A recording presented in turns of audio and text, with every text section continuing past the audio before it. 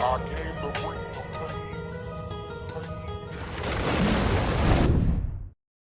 Yeah, afternoon people, it's that boy Treezy here, still on the killing fields of Ghost Recon Future Soldier as per usual.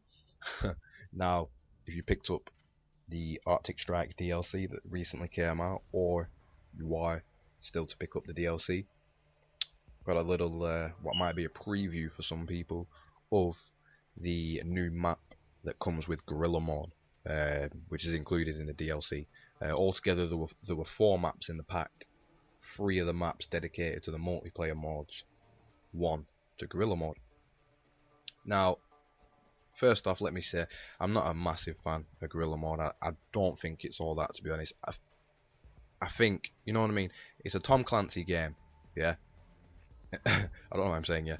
And obviously it was delayed for quite some time. Now, I played Tom Clancy games. I've mainly played Rainbow Six games, going back to like the PlayStation days. Then I was smashing the life out of Rainbow Six Vegas and Rainbow Six Vegas 2 as well.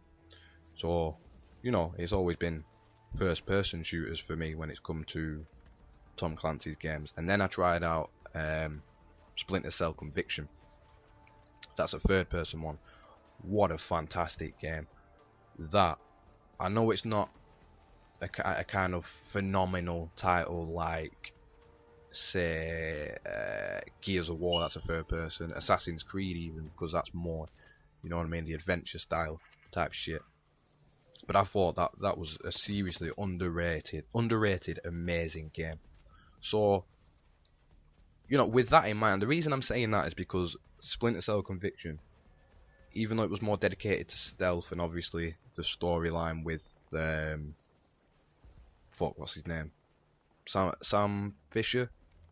I might have got that right, I don't know. You know what I'm talking about.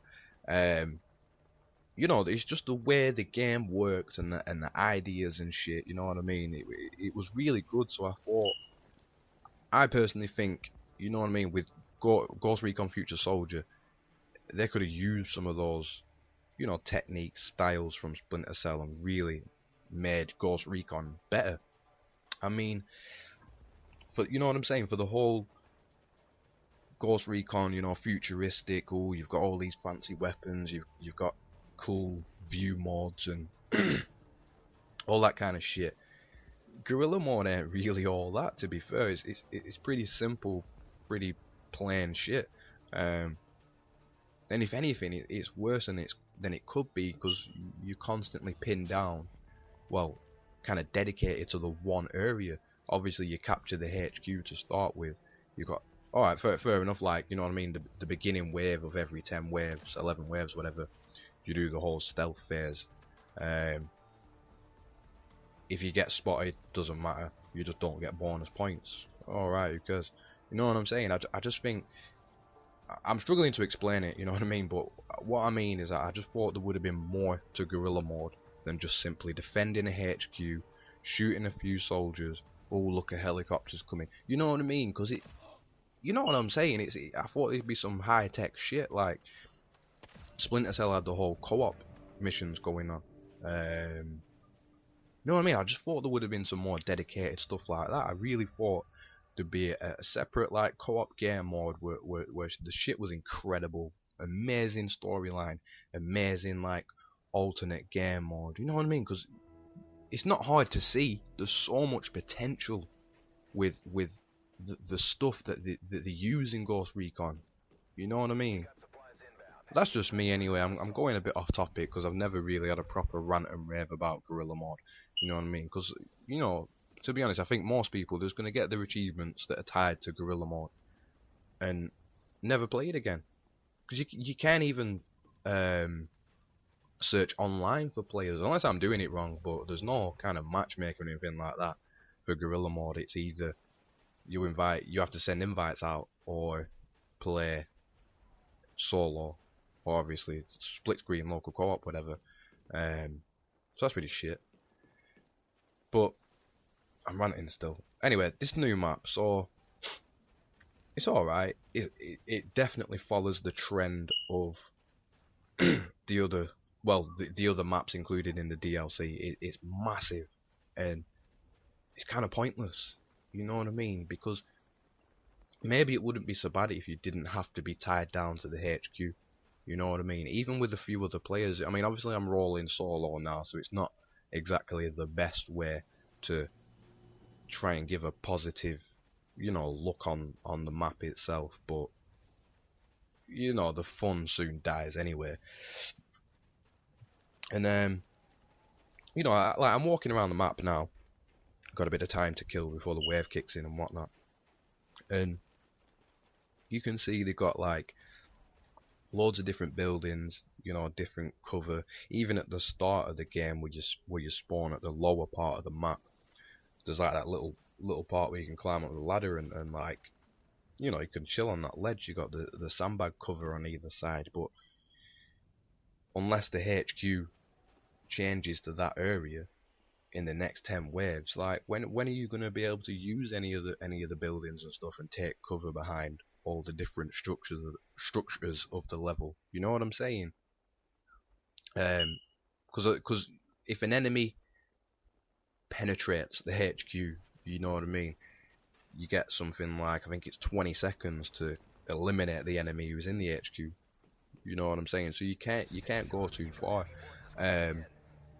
Obviously I put this video together because I wanted to speak about this new map and obviously show people what it's like if they haven't purchased the DLC already or even played the map.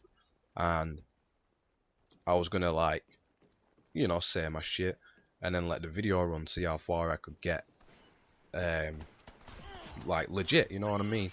And then it all went horribly wrong at the end of the video because I picked up another weapon, an MP7 or something, instead of, and accidentally left my 417 in the weapon box. So during the wave I tried to go back out and swap my weapons back, and before I knew it I lost the HQ. Game over.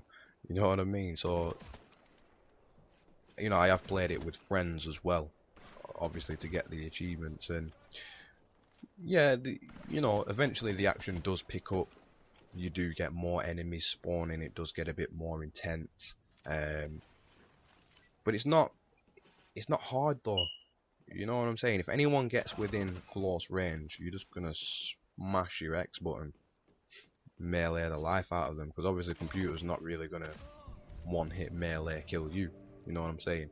And then when it gets towards the end of every like 10 waves, you might get a jeep coming with a turret on it, or a helicopter coming, which, yeah, fair enough, the helicopters do make it a bit more difficult, as they do keep you quite pinned down and suppressed. But besides that, it's like, alright, you know what I'm saying?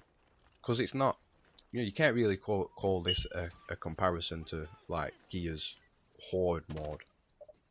You know what I'm saying? Because that was a prime example of how it's done. I just think, Ghost Recon, maybe they should have just give the whole Guerrilla Mode a miss. You know what I'm saying? Maybe spent more time doing a separate storyline, a co-op storyline, or some shit like that. You know what I'm saying? The map itself, though, if you really do enjoy Guerrilla Mode and you enjoy playing it with friends, yeah, I guess it's alright. Too big, again, definitely though. You know what I'm saying? There's only going to be 4 of you, maximum. At least 2 of you would have to stay in the HQ if the other 2 guys really wanted to go and camp in some different places. But then again, if a couple of people are getting more action than the other guys, people get bored. You know what I'm saying? They don't want to sit there playing it safe and shit. People want action. You know what I mean? But anyway, this is where it went wrong for me. As I said previously, bam, there you go, game over. That's my amazing run. But anyway, guys, you know what I mean? I've had a good rant about it. Sorry I went slightly off topic, but I'm just speaking from the heart, as you do. I hope you enjoyed the video. Stay tuned for the upcoming PRs of the DLC weapons, and I'll speak to you all soon.